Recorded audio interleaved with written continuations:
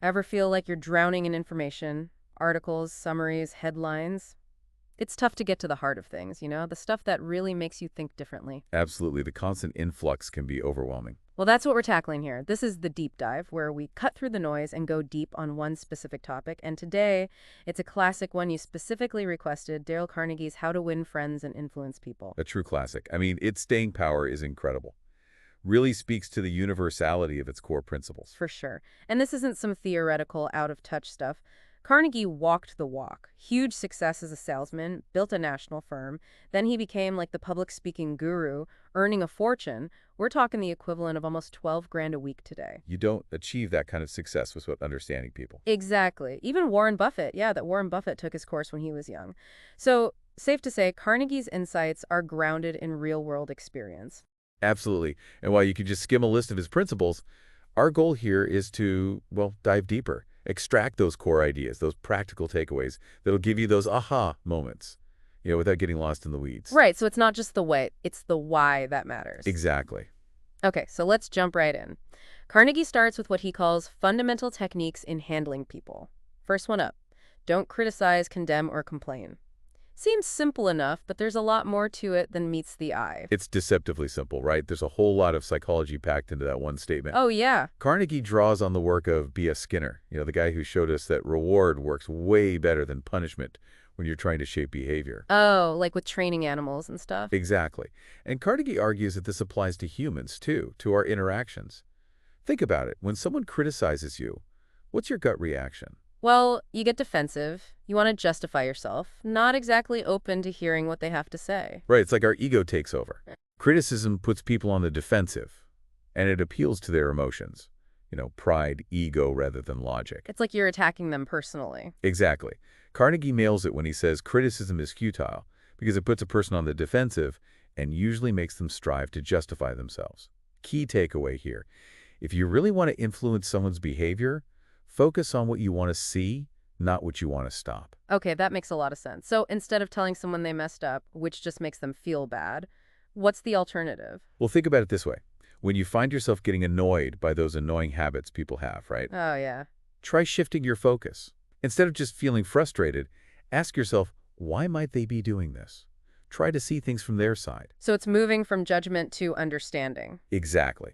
It's a subtle shift, but it can make a huge difference.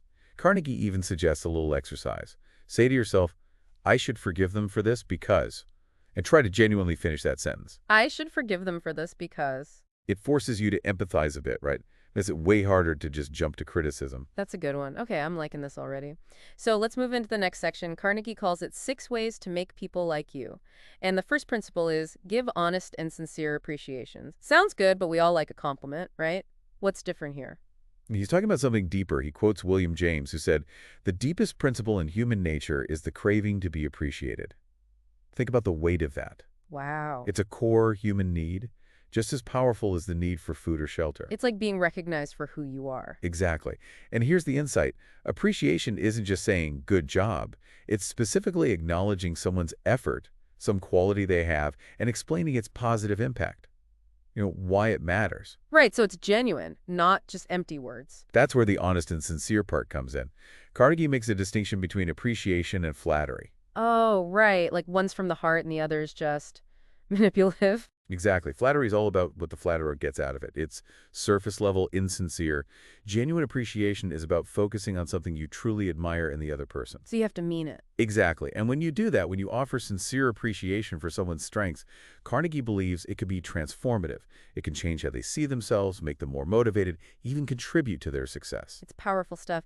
You know what really struck me? Carnegie asked this question. When we have nothing to lose and only positive outcomes to gain, why wouldn't we offer genuine appreciation more often? It's like, why don't we do this all the time? It really makes you think about the missed opportunities, right? All the chances to build connections and lift people up just by offering a little bit of sincere acknowledgement. Okay, moving on to principle number 3.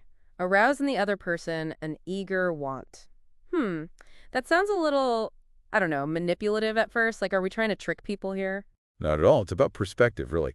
Carnegie uses this analogy. If you're fishing, you bait the hook with what the fish likes, not what you like. Makes sense, right? Yeah, you gotta appeal to their tastes. Exactly. He also talks about Lloyd George, the British Prime Minister.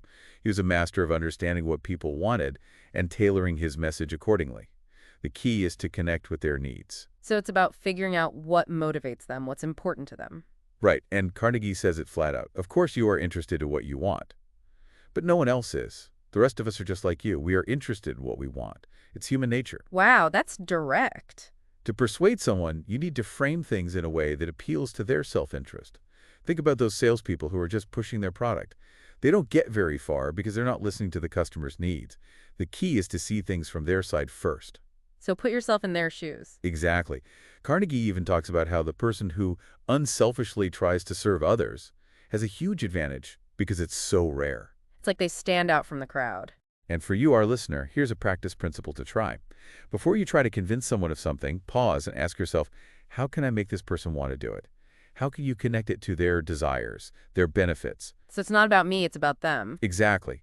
And when you're writing an email or making a request, focus on you and your instead of I and my. It's a subtle shift, but it makes a difference. Okay, principle number 4 is become genuinely interested in other people.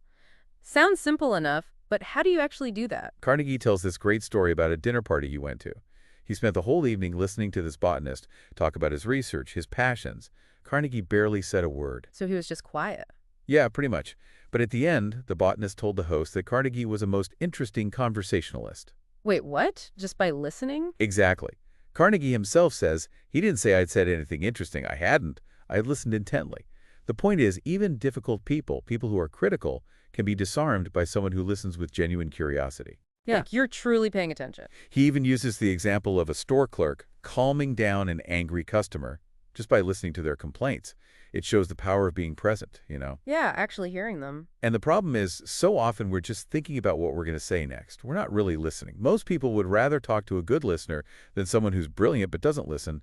The takeaway here is to focus more on listening than speaking. He even gives a recipe for being disliked. Never listen, talk constantly about yourself, interrupt all the time. Sounds familiar. Maybe a little too familiar. And he reminds us of a basic truth.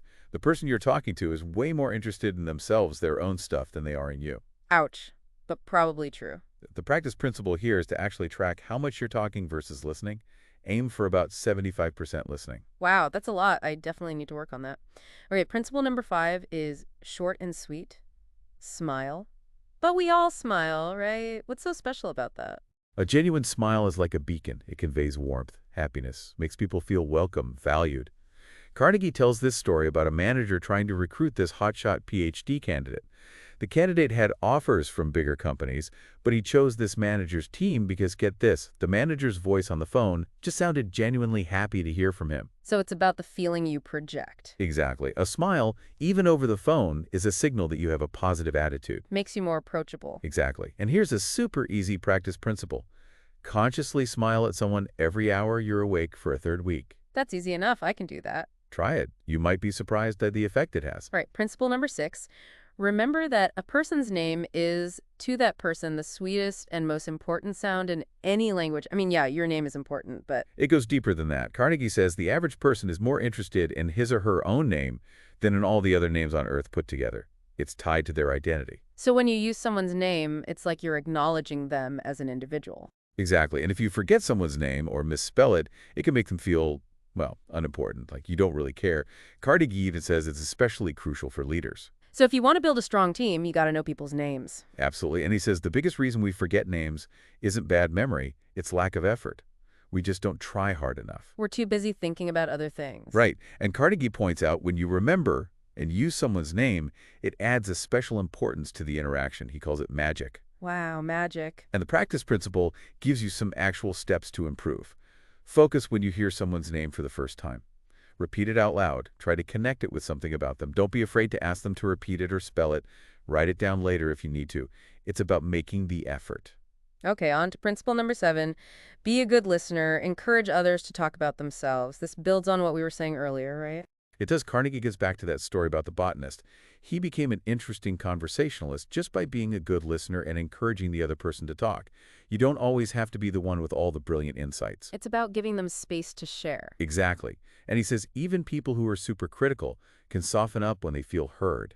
Like you're validating their experience. Right. And remember, people know their own problems better than anyone else. By asking good questions and listening to their answers, you can learn a lot and build a stronger connection. Carnegie even has a quote about how interrupting can be rude, and he really stresses the importance of patient listening. He tells a story about a mother and daughter and how simply being heard made all the difference. It's a reminder that listening is key in any relationship, personal or professional. And the practice principle here is to get comfortable with those little silences in a conversation. Don't feel the need to fill every gap. Let the other person keep talking. Okay, principle number 8. Talk in terms of the other person's interests. This takes things a step further, right? It's not just about listening, but about actively engaging with their passions. Exactly. Carnegie has this amazing example about Theodore Roosevelt. Whenever he was expecting a visitor, he'd stay up late the night before, reading up on whatever topic he knew that person was passionate about. Wow, that's dedication. It shows how important it was to him to really connect with people. And Roosevelt understood the impact of this approach. He famously said, "The royal road to a person's heart is to talk about the things he or she treasures most." Absolutely. And Carnegie also tells the story of Edward Chalif, who needed to secure funding for his son's Boy Scout troop. Instead of jumping right into his pitch, he first admired this framed $1 million check on the guy's wall. It sparked a conversation about the guy's business achievements, and guess what? He got the funding. So it's about finding that common ground, something that lights them up. Exactly. And Carnegie points out that this benefits both people. You learn something new, and they feel heard and appreciated. It's a win-win. He even encourages us to look for opportunities to brighten someone's day. Notice something you genuinely admire, even with strangers, like the store clerk, the mailman, your hairdresser. Give a sincere compliment. So spread the positivity. Exactly. And he has this great reminder about not expecting anything in return for being kind and appreciative. It's not about that. It's about making the other person feel important. It's like the golden rule in action. And the practice principle suggests offering a genuine compliment to someone who seems like they're having a rough day. Such a simple thing, but it can make a difference. Okay, we've covered how to make people like you. Now it's on to how to win people to your way of thinking. And the first principle is, the only way to get the best of an argument is to avoid it. This feels connected to what we were saying before about criticism. It is. Carnegie is very clear about the downsides of arguing. Even if you win, the other person ends up feeling resentful, their pride is hurt. He says it straight up. There's only one way under high heaven to get the best of an argument, and that is to avoid it. The point is, winning an argument can cost you the relationship. So the real win is keeping that connection strong. Exactly. Instead of arguing, try acknowledging their viewpoint, finding common ground. Use appreciation to de-escalate the tension. That makes sense. And he actually gives a list of practical ways to prevent arguments. Welcome disagreement, be careful about first impressions, control your temper, listen first, look for agreement, be honest and admit when you're wrong, promise to think over their ideas, and postpone action to let things cool down. It's a pretty solid strategy. Oh, yeah. And a great tip he gives is next time you're in a disagreement, sleep on it. Give yourself time to calm down and get perspective. That's always good advice. Okay, principle number 2 for persuasion is show respect for the other person's opinions. Never say you're wrong. That sounds like walking on eggshells. It could be tricky, but telling someone they're wrong just makes them defensive. It challenges their intelligence, their judgment. Carnegie has this great advice. If you are going to prove anything, don't let anybody know it.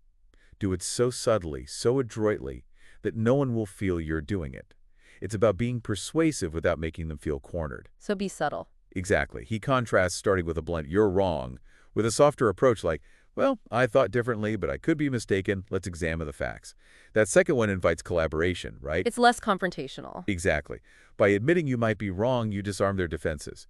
And honestly, sometimes people care more about being right than the actual idea itself. It's their ego talking. The practice principle here gives some alternative ways to phrase disagreement. Like, instead of saying you're wrong, you could ask, why do you see it that way? Right, it shows you're genuinely curious about their perspective. Okay, principle number 3 is if you are wrong, admit it quickly and emphatically. So now we're flipping the script. Exactly. Carnegie tells a story about getting caught with his dog off leash in a park. He immediately admitted he was wrong and apologized, and the officer was much more lenient because of it. The takeaway is that owning your mistakes can disarm criticism and build goodwill. It takes the sting out of it. Exactly. Carnegie says admitting your mistakes gives the other person a feeling of importance and a chance to be forgiving. He puts it this way, any fool can try to defend his or her mistakes, but it raises one above the herd to admit one's mistakes. So you rise above by being humble. Right. The practice principle here is to actually try to be the first one to point out your mistakes. That's tough. It takes humility, but it can really build trust and prevent conflict. It shows you're honest and accountable. Okay, on to principle number 4, begin in a friendly way. Seems obvious, but it's easy to forget when you're tense or disagreeing with someone. Absolutely, we let our emotions take over. Carnegie reminds us that if you approach someone with anger or hostility, they're going to get defensive. Imagine someone coming at you with their fists clenched versus someone suggesting a calm discussion. Big difference. Right. And there's that great quote from Abraham Lincoln, "A drop of honey catches more flies than a gallon of gall." It's about the power of gentleness. And he gives a business example too. Some executives successfully resolved a strike by approaching the workers with friendliness, showing they care about them as people. It's about humanizing the situation. The practice principle here encourages us to soften our approach. Start with a friendly greeting, some positive conversation, before diving into the tough stuff. Set a positive tone first. Creates a more receptive environment. Okay, principle number 5 is get the other person saying yes, yes immediately. That sounds like a tactic almost. It is. Carnegie explains that once someone says no, their pride makes it hard for them to change their mind. They want to be consistent. So the goal is to get them agreeing with you on smaller things early on. Get that momentum going. So you're easing them into it. Exactly. He mentioned Socrates and the Socratic method. It's about asking a series of questions that the person is likely to agree with. Leading them down a path. Right. They end up agreeing with your conclusion almost without realizing it. Carnegie says Socrates kept on asking questions until finally, almost without realizing it, his opponents found themselves embracing a conclusion they would have bitterly denied a few minutes previously. Wow, that's pretty sneaky, but effective. The practice principle is to aim for at least 2 yeses from the other person before you even present your main point. He even gives some example opening lines that focus on shared goals or areas of agreement. It's subtle but powerful. So you build that foundation of agreement. Exactly. Principle number 6, let the other person do a great deal of the talking, again with the listening, but now it's about persuasion. Right. Carnegie notices that when people try to persuade others, they often talk too much themselves. He says, let the other person talk themselves out. They know their own problems best. Don't interrupt. Be patient. You learn more by listening than by talking. So shut up and listen. Basically. And he brings back that story about the mother and daughter. By letting the daughter talk freely, the conflict was resolved. He also quotes La Rochefoucauld, "If you want enemies, excel your friends. But if you want friends, let your friends excel you." So it's about making the other person feel important. Exactly. And the practice principle is to fight that urge to talk about yourself and get comfortable with those silences in a conversation. Let them keep talking. Okay, principle number 7 is let the other person feel that the idea is his or hers. This is getting into some serious psychology now. It is. Think about it. Don't you feel more invested in ideas that you came up with yourself? Oh, for sure. So why try to force your ideas on others? Carnegie suggests you make suggestions, plant the seeds, and let the other person arrive at the conclusion on their own. So it's like they own it. He tells this story about a guy named Mr. Wesson who was trying to sell design sketches. Instead of pushing his own vision, he asked the stylist for input on how to improve the sketches. By making him feel like a collaborator, the stylist ended up loving the designs. He made him feel like he was part of the process. Exactly. And Carnegie makes a great point. If the goal is achieved, does it really matter who gets the credit?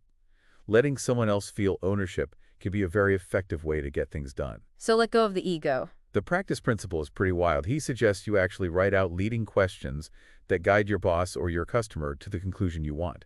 It's about facilitating their ha-ha moment. That's pretty clever. It's definitely more collaborative and, in the end, more persuasive. Okay, on to principle number 8. Try honestly to see things from the other person's point of view. Empathy again. It's crucial. Carnegie reminds us that even when we think someone is dead wrong, they probably don't see it that way. Don't condemn, try to understand. He has this quote, "There is a reason why the other man thinks and acts as he does. Ferret out that reason, and you have the key to his actions, perhaps to his personality." So understand the why. Exactly. He suggests asking yourself, how would I feel, how would I react if I were in their shoes? That's how you build understanding. He says being able to see things from the other person's viewpoint is crucial for success in dealing with people. So put yourself in their place. And the practice principle is this. Before you make a request, take a minute to list your reasons for wanting it, but also list their potential reasons for resisting. Then focus on addressing their perspective. Okay, that makes sense. It's about meeting them where they are. Principle number 9, be sympathetic with the other person's ideas and desires.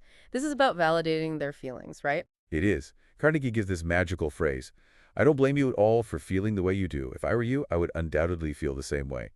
He says it's so powerful because it's sincere and it instantly creates a connection. Like you're on their side. Exactly. Carnegie also talks about how much humans crave sympathy. And he points out that when you apologize and sympathize with someone, they're more likely to do the same for you. It's about reciprocation. We all want to feel understood. The practice principle here is to really imagine yourself in the other person's situation. Think about their pressures, their goals, their relationships. Walk a mile in their shoes. Okay, on to principle number 10, appeal to the nobler motives. What does that mean? Carnegie says people often have two reasons for doing things. The one that sounds good and the real one. We should appeal to that sounds good reason, the nobler motive. So focus on the positive. Exactly. He tells a story about a landlord who convinced a tenant not to break his lease by appealing to his sense of honor.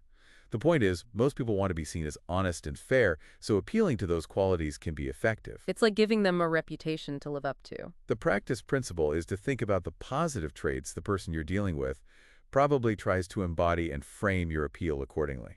Principle number 11, dramatize your ideas. This is about making your message memorable, right? Exactly. Just stating facts isn't always enough. You need to present your ideas in a vivid, engaging way. Carnegie gives examples like a guy proposing on one knee, parents turning chores into a game, a salesman throwing coins on the floor to show wasteful spending.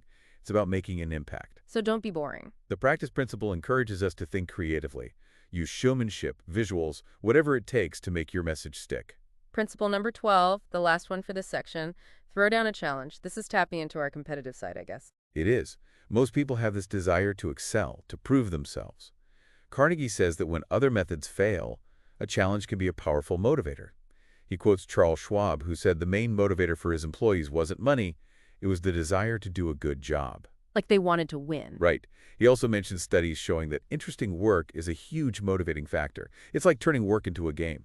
The practice principle is to look for ways to do just that. Create challenges, set goals, maybe even offer small rewards. Gamify everything. Exactly. Okay, we've covered how to win people to your way of thinking. Now let's move on to the final section. Be a leader. How to change people without giving offense or arousing resentment. This sounds crucial. It is. It's about leading effectively without alienating people. The first principle here is begin with praise and honest appreciation. We've talked about starting positively before, but it's especially important for leaders. So set the tone. Right. Carnegie says that praise softens the blow of criticism. He compares it to a dentist using Novocaine. He gives an example of complimenting a long report before suggesting that a shorter summary would be more effective. He also quotes a study showing that we remember the beginnings and endings of things more clearly. So you sandwich the criticism between positive stuff. The practice principle is to literally do that. Start with a genuine compliment, then give the feedback, and end with another positive note. Makes it easier to swallow. Exactly. Principle number 2, call attention to people's mistakes indirectly. It's about being tactful. So don't be blunt. Right. Carnegie points out how the word but can negate the positive impact of praise. He gives an example. We're really proud of your grades this semester, Billy, but you need to work harder in math. The but overshadows the praise. Instead, try using and. Like, we're really proud of your grades, Billy, and focusing on math could make next semester even better. Subtle, but I see the difference. The practice principle is to listen for those buts, can replace them with ands. Makes your feedback more constructive. Okay, principle number 3.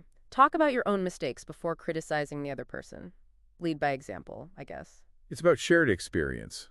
Carnegie tells a story about guiding his niece by first admitting his own past mistakes.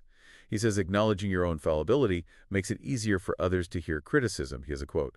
Admitting one's own mistakes, even when one hasn't corrected them, can help convince somebody to change his behavior. So you're not perfect either. The practice principle is to think about your own experiences before criticizing someone else. It creates empathy and makes it a conversation rather than a lecture. Principle number 4, ask questions instead of giving direct orders. This feels empowering, right? It is. No one likes being told what to do. Carnegie suggests asking questions instead.